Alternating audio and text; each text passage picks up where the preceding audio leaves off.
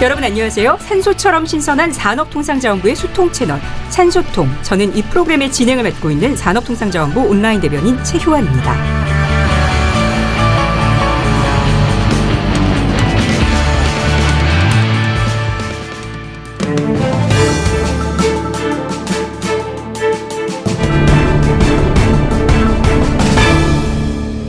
(1990년대) 공상 과학 영화로 인기를 끌었던 백투더퓨처를 기억하시나요?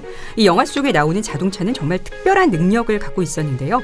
하늘을 날 수도 있고 과거와 미래로 시간 여행도 가능합니다.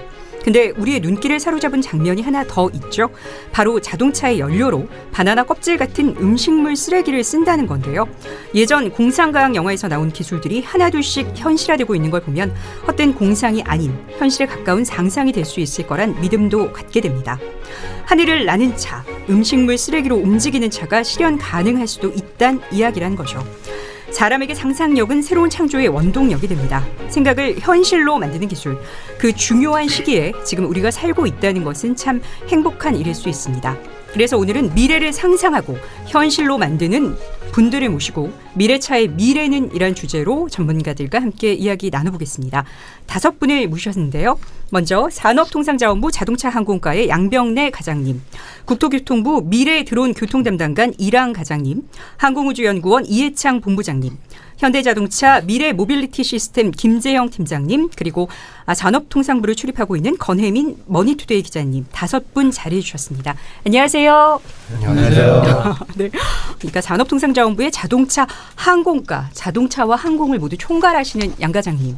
네, 제가 너무 다 얘기를 해버렸나요? 어떤 일을 하시는지 얘기 잠깐만 직무 소개를 좀 해주시죠.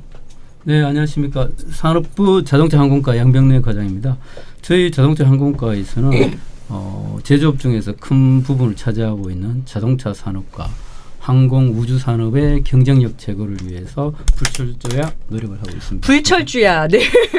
맞으시죠? 네, 맞습니다. 예. 저번에 저는 미래차 전략 브리핑장에서 보고 너무 놀랐어요. 와, 국토교통부에는 미래 드론 교통 담당관이라는 직책도 있구나. 예. 와, 드론이라는 게 정말 참 우리 기회에 익숙해진 지가 얼마 되지 않았는데 벌써 정부는 이렇게 발빠르게 담당과도 있구나라고 해서 되게 놀랐는데요. 이랑 과장님, 미래 드론 교통 담당관은 어떤 일을 하는 건가요? 저희 과는 과 이름처럼 미래 드론 교통을 담당하고 있고요. 네. 드론 교통이라 하면 포인트에서 포인트로 사물이나 사람을 옮기는 걸 말하고요. 네. 그래서 대표적으로 드론 택시, 드론 택배 업무를 하고 있다고 생각하시면 됩니다. 아, 근데 약간 또 이걸 들으시는 일반 분들은 헷갈리실 수 있을 것 같아요. 자동차는 산업부에서 담당하고 그러면 드론 교통은 국토교통부에서 담당하네. 어떤 차이가 있는 건지 아주 쉽게 한번 얘기해 주세요. 네. 기본적으로 일단 드론 택시 그리고 플라잉카 PAB 용어가 많은데요. 네. 기본적으로는 다 이제 요즘에 수렴하고 있는 추세가 네. 이제 도심 내 어떤 교통 수단으로 쓰여지고 예. 그다음에 이제 전기 추진 동력으로 하고 그다음에 수직 이착륙하는 방식으로 해서 네. 어떤 그런 수렴되는 측면이 있고요. 네. 그래서 일단 큰 틀에서 기체 제작이나 자동차 제작 쪽은 산업부가 하시고 하는 거고 활용은 교통 서비스 측면에서 국토부가 한다 이렇게 그렇죠. 이해하시면 될 것 같습니다. 미래차에 어쨌든 근원이 되는 것은 근간이 되는 것은 산업부가 하지만 또 이제 교통 쪽으로 넘어가면 국토교통부에서 그렇습니다. 교통 서비스 활용은 당연히 국토부에서 이제 하면 됩니다. 알겠습니다. 항공우주연구원 이해창 본부장님, 예전에 나로 때 저는 항공우주연구원 굉장히 말씀 많이 듣고 또 관심 가졌었는데요. 어떤 일을 하고 계시나요? 예, 항공우주연구원은 3개 분야를 하고 있는데요.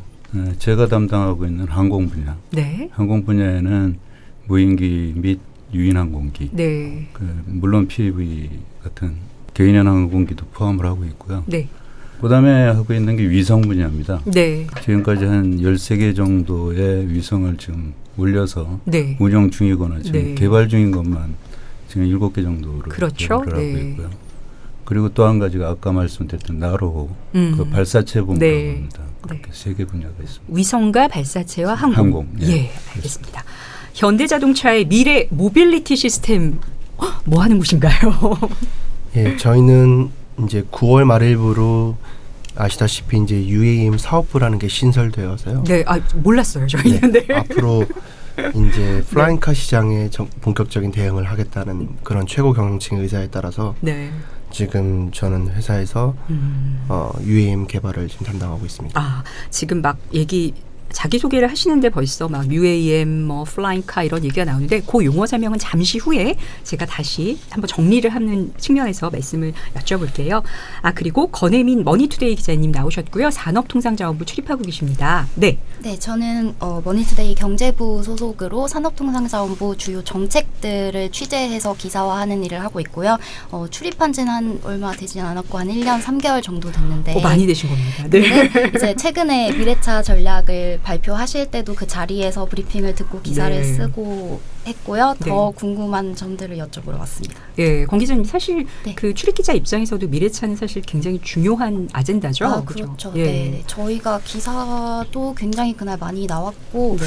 또 더 기사를 쓰고 나서도 남은 궁금함들이 많더라고요. 예를 들어서 플라잉카 얘기가 네, 나왔는데 맞아요. 이게 정말로 가능한 네. 거야라는 그 물음이 네. 저희들 사이에서도 아직 맞아요. 있어서 기자님들이 그런 질문 참 많이 하셔더라고요. 예. 그렇습니다. 그러면 지금 말씀 나누는 거는 조금 더 천천히 앞으로 얘기를 해보도록 하겠습니다. 본격적인 시장에 앞서서 이 듣는 분들도 함께 참여하는 퀴즈 시간 마련했습니다. 미국 자동차 공학회는 0에서 5 레벨까지로 자율주행을 구분하고 있습니다. 자동차가 운전을 제어하는 자동화 단계는 레벨 몇일까요? 정답은 방송 끝날 때쯤 공개하겠습니다.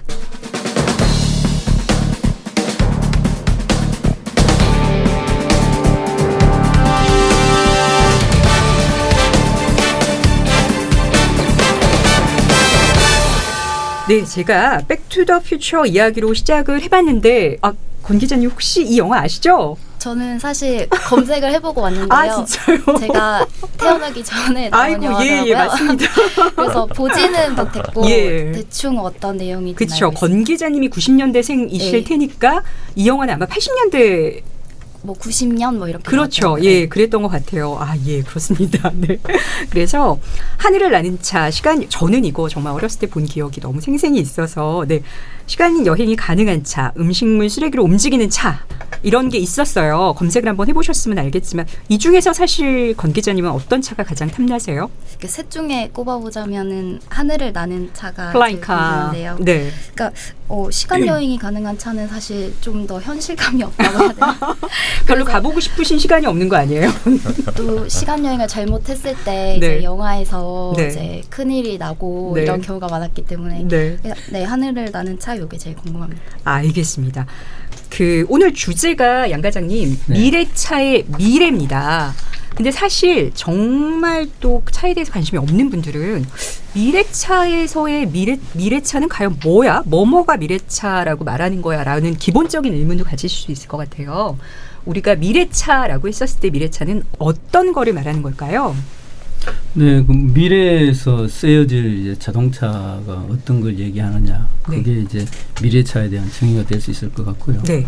지금 현재 뭐 4차 산업혁명이 이제 급진전되고 네. 있고, 그래서 뭐 전 세계적으로 뭐 환경 규제에 대한 압박도 되게 네, 강화되고 맞습니다. 있는 상황입니다.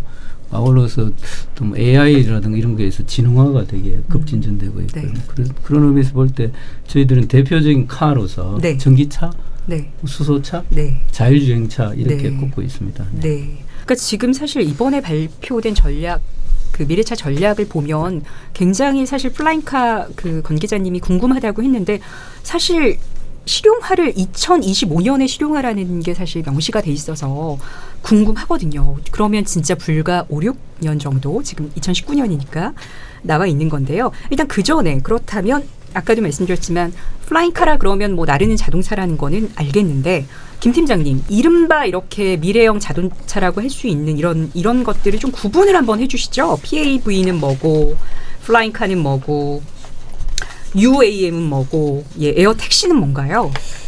네, 그 PAV라고 하는 것은 우선 네. Personal Air Vehicle이라는 개인용 비행체의 네. 약자고요. 네. 사실 이 개념은 프라이빗 그 P가 의미하는 바가 굉장히 중요합니다. 이것을 이제 개인이 소유할 건지 네. 아니면은 저희가 택시의 개념으로 어떤 공유된 형태로 이용할 건지 이거에 따라서 PAV가 과연 적절한 용어인지 이건 한번 판단을 해봐야 될 것 같고요. 지금 말씀하신 PAV는 네. 퍼스널도 되지만 프라이빗도 되는 거네요. 맞습니다. 그렇죠. 네. 예. 그리고 UAM은 UAM은 이제 Urban Air Mobility라고 해서 네. 이제 도시명 항공 모빌리티라고 보시면 네. 되고요. 이게 이제 PAB가 UAM이 될 수도 있고 네. UAM은 좀 모빌리티의 어떤 서비스를 제공한다는 개념을 좀 포함하고 있는 조금 더 포괄적인 개념의 단어라고 보시면 될 것 같습니다. 그렇죠. 그러니까 UAM이 조금 더 PAB를 포함하는 거네요. 네. 예. 네. 그리고 플라잉카는 이제 말 그대로 네. 나르는 차인데요. 네. 자동차가 하늘을 나른다라는 그것을 그대로 직역한 건데 네. 과연 도로를 달리는 자동차가 하늘을 날 수 있는지에 대해서는 네. 이따가 좀 더 논의를 해보겠지만 네. 어쨌든 플라잉카의 개념은 네. 이제 사람들이 흔히 인식하는 자동차 네. 이것이 날아다닌다 네. 이런 개념이 이제 플라잉카라는 단어가 됐다고 보시면 될 것 같습니다. 예. 근데 여기다가 이제 서비스의 개념까지 들어가면 이것을 이제 공유된 형태로 이용을 할 경우에는 에어택시라는 것이 이제 플라잉카나 아니면은 PAB, UAM 이런 것들이 에어택시가 될 수 있는 거고요. 네. 그러니까 이게 지금 사실 기능과 용도가 막 혼재돼서 지금 사실 쓰고 있는 거네요. 제가 그렇죠? 조금만 더 추가로 네, 이과장님 설명드리면요. 좀 정리를 해주세요. 저희도 사실 이게 굉장히 복잡해가지고 네, 어려워요. 많이 이제 저희 내부적으로도 좀 얘기가 있었고 그랬는데 저희가 보니까 이게 기술이 개발된 어떤 트렌드나 수준에 따라서 많이 달라진 것 같습니다. 그래서 플라잉카라는 말이 제일 오래됐고요. 네. 플라잉카는 80년대부터 나왔고 네. 이건 사실은 쉽게 말해서 자동차가 그냥 이렇게 도로를 가다가 날아서 비행기가 되는 개념으로 처음에 생각을 했던 개념이고요. 예. 그다음에 나왔던 게 이제 PAV라는 단어는 아까 말씀하신 것처럼 퍼스널 에어 비클인데 큰 비행기가 아니라 네. 좀 도심 내에서 조금 개인들이 이게 소유하거나 또는 뭐 렌트하든지 하여튼 개인 용도로 교통수단으로 쓸 수 있는 작은 비행기. 그러니까 조금 교통수단으로 도심 내 쓸 수 있는 작은 비행기를 말을 하는 거고요. 그 다음 나온 게 이제 에어택시 또는 드론 택시라고 하는 개념은 네. 이제 한 15년부터 나왔고 이거는 이제 드론이 좀 커져가지고 사람을 이제 운송할 수 있는 네. 수단으로서 됐을 때 드론 택시라고 하는 거고요. 그렇죠. 이렇게 짐만 실으면 또 예, 드론 예. 택배가 되는 거고. 예. 네. 근데 하여튼 요거 세 개의 공통점이 아까 네. 제가 처음에도 말씀드렸지만 최근에는 좀 수렴되고 있는 부분이 네. 이게 전기 추진으로 좀 가려는 방식이 있고요. 그러니까 내연기관이 아니라 휘발유나 이제 가스를 쓴 게 아니고 네. 전기로 이제 모터로 움직이는 거고요. 네. 그래서 소음이 좀 줄어들고 네. 유지 관리비가 줄어든 거고요. 네. 그다음에 수직 이착륙이 가능해야 되죠. 도심 내에서 쓰려면. 네. 예, 그런 특징이 있고 세 번째는 마지막으로 이제 도심 내 공중교통이라고 해서 네. 이게 이제 UAM 개념이거든요. 네. 얼반 에어 모빌리티라고요. 네. 그래서 이런 지금 기술적으로 좀 시작은 다 달랐고 모양은 다 다르지만 네. 지금 수렴되는 거는 네. 도심 내 공중교통수단, 네. UAM 수단으로 쓰여질 거다. 네. 하고 지금 세계적으로는 한 200개 정도 기체가 각각 개념에 따라서 개발되고 있다.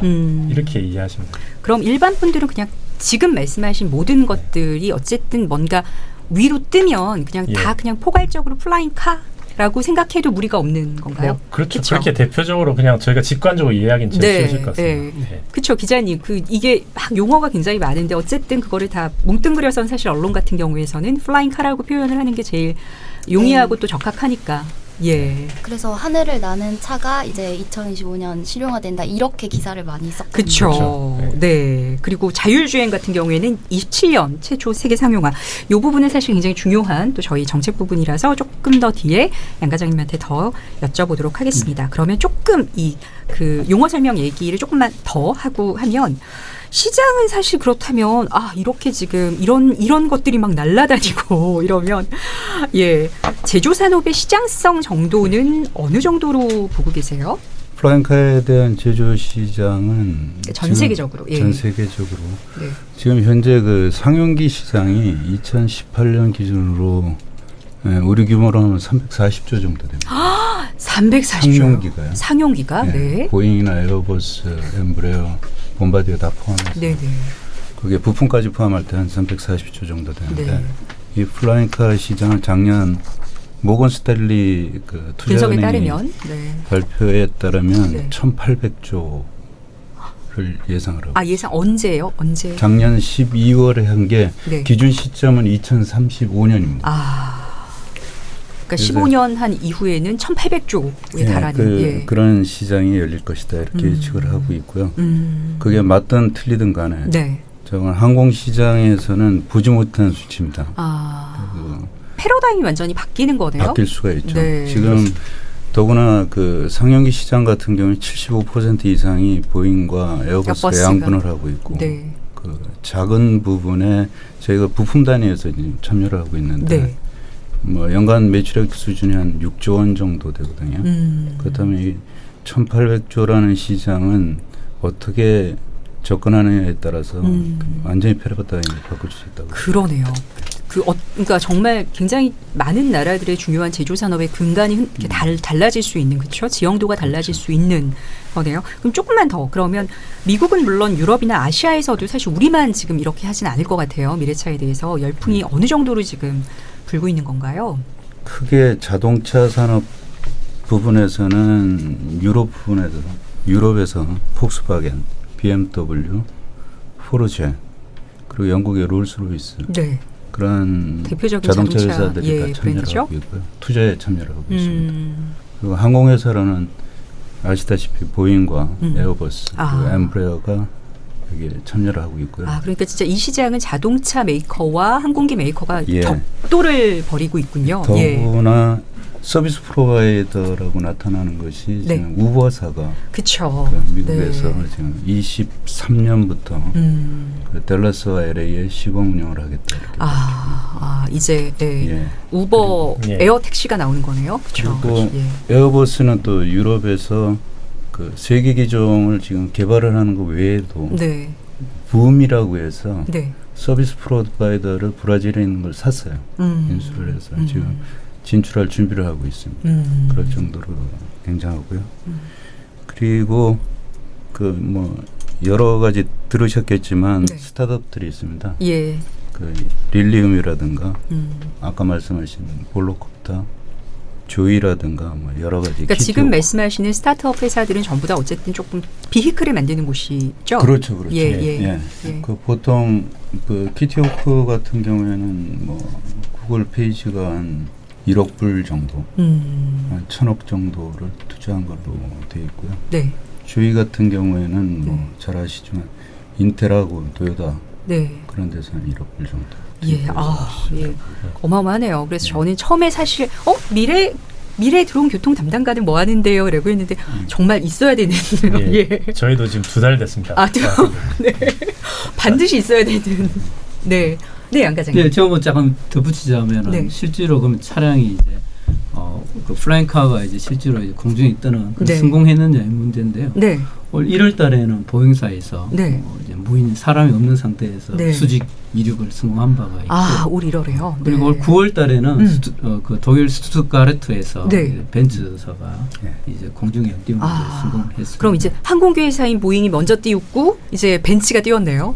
그래서 지금 보시면 생각보다 가까운 미래인 것이 이게 과장님 말씀처럼 지금 실제 사람이 탔든 안 탔든 좀 소형 저속 모델은 이미 지금 공개 시연해서 성공한 바가 있고요.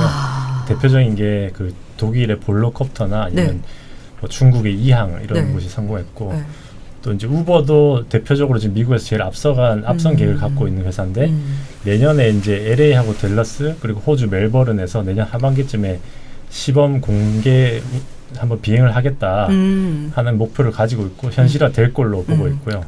그다음에 이제 최초의 상용 서비스, 그러니까 돈을 받고 실제 그 사람을 나르는 서비스는 2023년을 목표로 하고 있습니다. 근데 이제 실제로는 뭐 기체 개발은 어느 정도 그때까지 된다고 하더라도 이게 이제 좀 이따가 더 말씀드리겠지만 정부 차원에서 이게 결국은 비행기가 안전한지 인증도 해줘야 되고 그다음에 또 하늘 길도 터줘야 되고 또 이제 서로 교통사고 안 나게 이제 하늘 길 이렇게 관제나 이런 영역이 또 있기 때문에 그런 분야까지 다 준비되려면 대개는 지금 한 25년 전후가 이제 시장이 열릴 것으로 보고 있고요.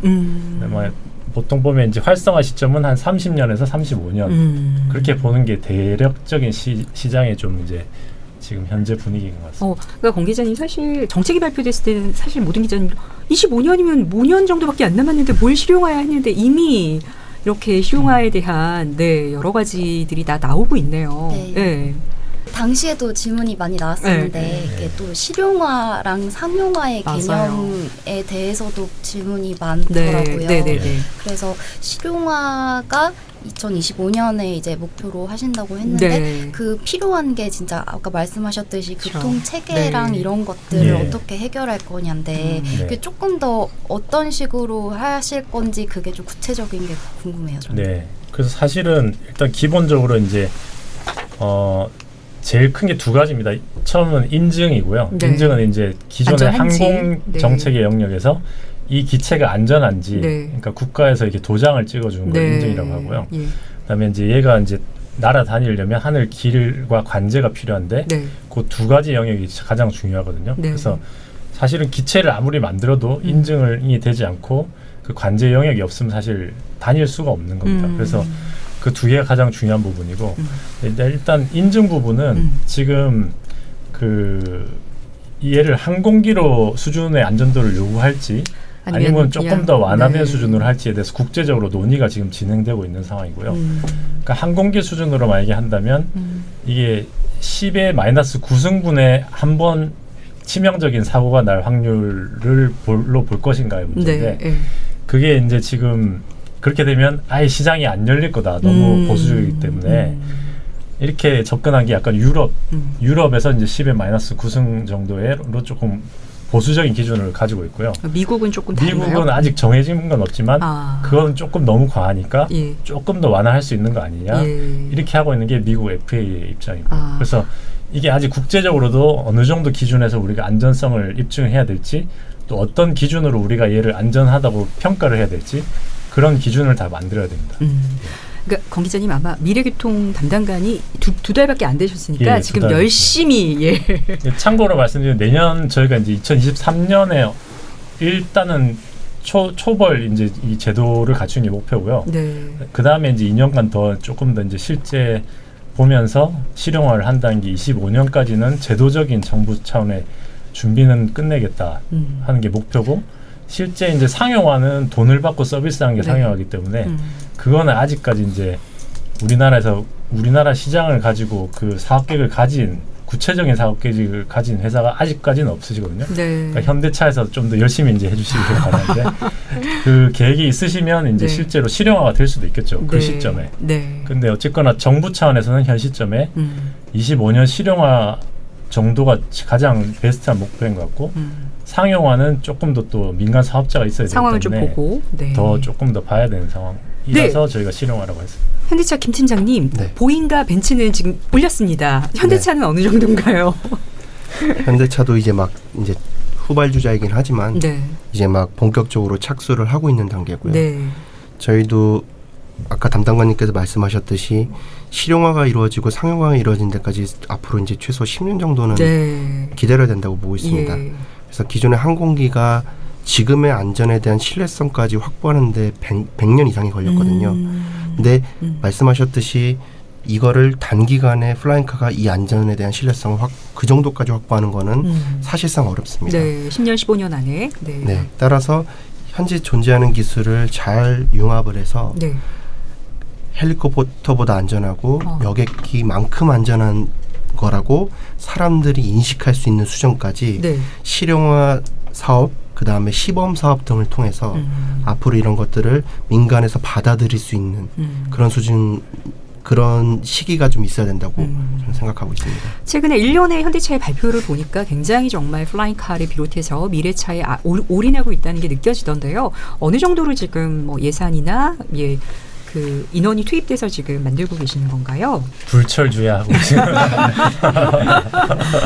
사람 예산에 관한 문제를 급비상 아닌가요? 얼굴이 창백하신 거 보면 되게 열심히 하고 김 팀장님, 김 팀장님은 그럼 전공 자체는 어떤 거 하신 거예요? 저는 이제 항공우주공학을 하셨고요. 예. 그래서 이런 날이 이렇게 올지, 이렇게 빨리 올지 아니면 이렇게 늦게 올지 어떠세요? 좀 그 자동차 회사를 들어가셔서 이런 일을 내가 하게 되는구나라고 했던 게 좀 어떻게 빨리 느껴지세요?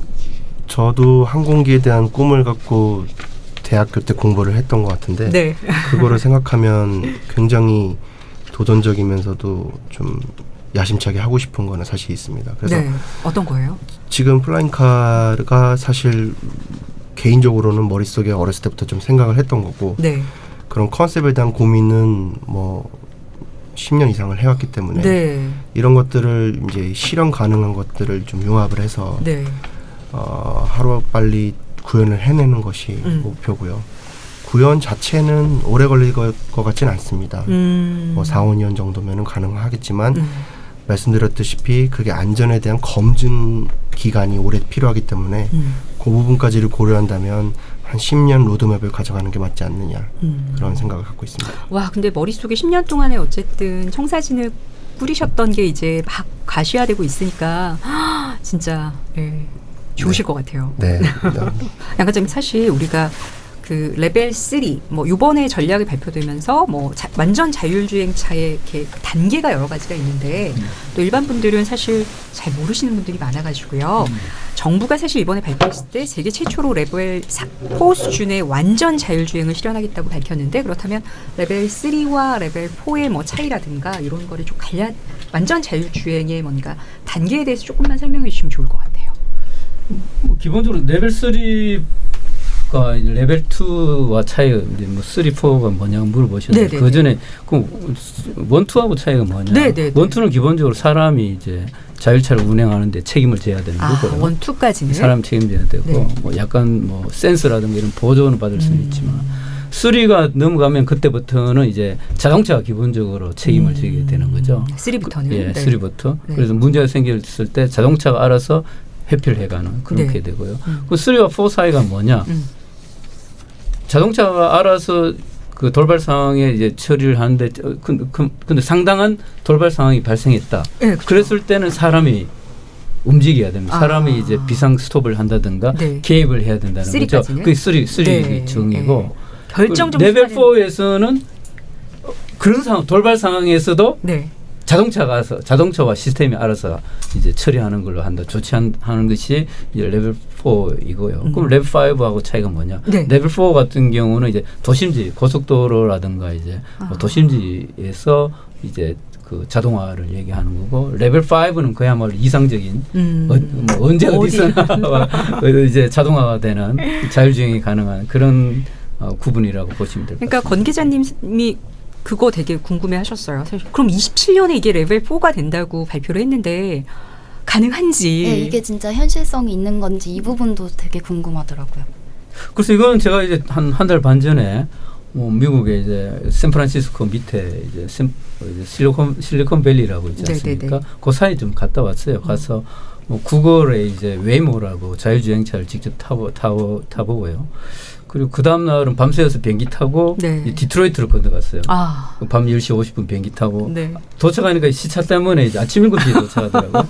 아침 7시에 도착하는데 GM의 그 디렉터들하고 이제 미팅이 있는데 그때 가보고 전 사실 되게 놀랐습니다. 이게 원래 그 가기 전까지는 그 비행기를 타기 전까지는 전 조금 더 여유가 있는 줄 알고 뭐 아까 좀 전에 얘기한 바와 같이 그 UAM, PAB, 플라잉카 얘기할 때처럼 좀 더 시간이 있을 줄 알았는데 그게 전혀 아니었다는 거죠. 그래요? 그리고 이제 첫날 이제 샌프란시스코에서 구글 웨이모를 타는데 저녁에 이제 한국 분이 소개를 시켜줬어요. 원래는 이제 그 저희 같은 사람들 가면 타기가 어려운데 겨우겨우 이제 건너서 이제 4중 5중으로 건너서 이제 타게 된 거죠. 탔는데 그게 차가 너무 잘 달리는 거예요. 레벨 4죠.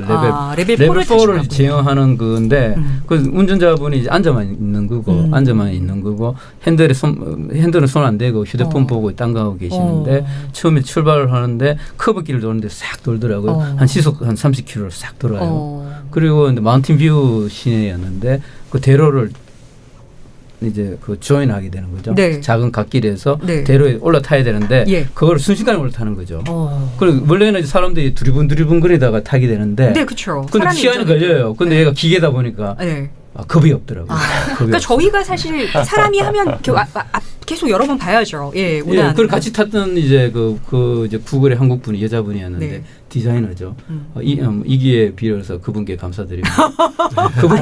그분이 없었으면 제가 전혀 양 과장님은 구글 웨이모를 못 탔고 그런데. 양 과장님 어디에 타셨어요? 그 좌석 뒷좌석에 이제 오른쪽 운전석도 아니고 뒤에 앉았는데 앉으면 바로 앞에 이제 좌석에 스크린이 뜹니다. 스크린이 떠갖고 주변에 이제 차가 이제 사방 한 100m 안에 차들이 어떤 차들이 지나가는지 사이즈가 어떤 건지 사람이 어떻게 지나가는지 자전거가 갑자기 타고 오면 그게 다 보이는 겁니다. 그 보면서 이 구글 웨이모 차량이 이제 회피해 가는 거죠. 네. 좌회전도 하고 우회전도 하고. 그리고 같이 탔던 그 구글의 한국 분이 정말 감사드리는데 다시 그분 말씀에 따르면 자기보다 운전 더 잘한다는 거죠. 그렇죠. 예. 그래서 비보 좌회전도 너무 잘하고 그리고 우측에 갑자기 자전거 나타나니까 딱 스톱 해버리고 우회전 하려고 그러다가요. 그래서 이 생각보다 이 세상이 다르다. 그래서 그렇게 놀라움을 안고 디트로이트를 가셨어요. 예, 그랬더니 디트로이트 갔죠. 디트로이트에 갔는데 거기서는 GM은 이제 크루즈라는 차를 이제 그 네이밍을 해서 이제 레벨 차량을 4인가요? 마찬가지 그걸 지향을 하고 있죠. 레벨 4 수준을 지향을 하는 거지 레벨 4가 나왔다는 뜻은 아니죠. 아까 지금 타신 거는 다 레벨 4를 지향을 하는 것이죠. 레벨 4가 되기 위해서 계속 이제 실증 사업을 하는 거죠. 샌프란시스코 내에서 하루 종일 1년 내내 돌리는 거죠. 그래서 구글 같은 경우에는 그냥 1,600만 킬로미터 달린 거고. 어마어마하게 데이터가 많이 쌓여 있다고. GM은요? GM도 이제 그까지는 아니더라도 GM도 많이 달렸습니다. 그리고 GM은 그 크루즈 통해서 하는데 그 크루즈는 타보지는 못하고 고맙게도 그 동영상은 보여주더라고요. 동영상 보면서 이게 구글의 웨이모하고 GM의 크루즈가 뭐가 다른지 기술적인 스펙 차이도 이제 알 수 있게 됐고 GM은 훨씬 더 이제 고난이도의 차량을 지향을 하고 있었습니다. 센스도 훨씬 더 많고 그러니까 카메라, 라이더 이런 게 개수가 훨씬 더 많고요. 하여튼 그래서 GM 그렇지만 이제 그 동영상을 보는데 상당히 이제 느낌으로 직감적으로 잘 다니는구나라는 걸 알 수 있었고 그래서 이게 생각보다 이게 자율주행차의 그 기술 개발 속도와 상용화가 빨라지고 있다. 그런 생각을 깨달음을 안고 한국에 돌아왔습니다. 네. 그래서 아까 전에 조금 더 얘기해 주고 싶으셨는데 지금 얘기를 해주시면 좋을 것 같아요. 드론 택시 이런 도심에서 사실 이런 운행은 기존 항공 운송과는 어떻게 다른 거죠? 항공 운송이랑 아까 대략 말씀은 좀 드린 것 같긴 한데 차이점이 항공 운송은 기본적으로 활주로가 필요하죠. 네. 활주로가 필요하고 그다음에 이제 기름이나 아니면은 가스를 써서 이제 운행을 하는 거고. 근데 이거는 이제 도심에서 운행을 해야 되니까 수직 이착륙을 해야 되고 이제 전기로 이제 전기 그 모터를 쓰게 되는 거죠. 그래서 그게 근본적인 차이가 있는 거고요. 그래서 기본적으로는 이제 그 기존 항공 운송보다는 훨씬 소형화되고 좀 이제 단거리화 될 수 있는 뭐 그런데 적합화된 기체가 이제 개발할 수 있는 여러 가지 기술적으로나 뭐 부품적으로나 소재적인 측면에서나 지금 단계에서 이제 논의할 수 있게 된 거죠. 기존에도 아이디어는 있었지만은 뭐 플라잉카가 아까 말씀드렸다시피 80년대부터 얘기는 나왔지만 이게 사실은 현실화가 되지 못했던 것이 여러 가지 기술적인 어떤 뒷받침이 안 됐기 때문인데 지금 단계에서는 어느 정도 이제 뒷받침이 되기 때문에 될 거라고 생각하기 때문에 이제 지금 단계에서 이렇게 막 한 200여 개 되는 글로벌리 회사들이 막 기체를 개발하고 있는 상황으로 보시면 됩니다. 이 본부장님 이렇게 자꾸 비행기와 뭔가 자동차가 자꾸 수렴이 되는 거네요. 그렇죠? 예. 실질적으로 드론 택시의 경우에는 그 말씀하신 중에서 가장 이제 중요하게 준비되어야 될 것이 관제입니다. 관제. 기존의 공항에서는 그 단일 관제 체제를 했었는데 실제 드론이 다닐 수 있는 아니면 그 나라는 플라잉카가 다닐 수 있는 그 고속도로를 위에다 만들어야 되는데 그걸 갖다 코리도어로 합니다. 그래서 코리도어를 어디에다 어떻게 설치할 거냐 하는 문제가 굉장히 큰 이슈로 작용하고 있고요. 그거를 에어스페이스에 대해서 공력에 대해서 설계를 계층 구조를 어떻게 가져갈 거냐 이제 이런 부분 그런 것들이 심층 검토돼야 되고요. 아까 과장님 말씀하신 중에 인증 관련한 것만 해도 그 서티피케이션이라고 하는 분야만 해도 한 5가지 됩니다. 그 법규가. 거기에다가 또 어프로벌이라 그래서 승인을 해줘야 될 것이 한 4가지. 또 라이센스를 또 줘야죠. 조종사를 갖다 어떻게 할 거냐. 근본적으로 플라잉카 자체는 무인기의 근본을 듭니다. 유인기가 아니고 사람을 무인기에다 탑승을 시키는 개념이기 때문에 법적 제도는 완전히 달라져야 됩니다. 그래서 그 부분에서 거의 아마 두 분은 또 밤을 새야 되지 않나요? 불철주야. 오늘 불철주야가 너무 많이 나오는데요.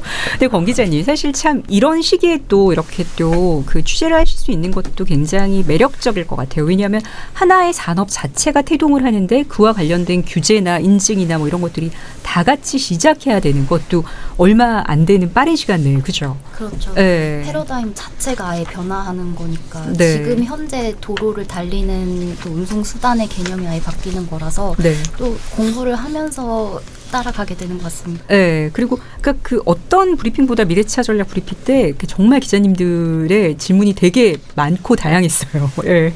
또 왜냐하면 이제 자동차 업계, 항공 업계를 담당하는 기자들과 네. 또 국토교통부, 산업통상자원부를 네. 담당하는 기자들이 다 모여서 관심을 가질 수밖에 없는 주제이기 때문에 더 그랬던 것 같습니다. 예, 그리고 또 이렇게 그 업계에 따라서 자신의 관심 분야도 또 다르고, 그렇죠? 네. 주목하는 분야도 다 다르고 그러니까.